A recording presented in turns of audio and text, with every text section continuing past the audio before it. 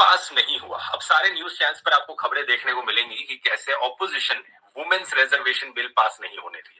हैरान मत होना, कुछ दिनों बाद प्रधानमंत्री भी अपने भाषणों में जाकर कहने लगे, मेरी माताओं बहनों देखो कैसे ये औरतों के खिलाफ हैं, आप लोगों का बिल नहीं पास होने देते। लेकिन सच बात यह है कि वुमेन्स रिजर्वेशन बिल तो 2023 में पास हो गया था 454:2 के वोट के साथ। तब किसी ने अपोज नहीं किया था उससे। असलियत में जो बिल नहीं पास हुआ ये एक डीलिमिटेशन बिल था जिस पर वुमेन्स रिजर्वेशन का मुखौटा लगाया गया था। असली मकसद इस बिल का था लोकसभा की सीटें बढ़ाना। और क्यों बढ़ाना?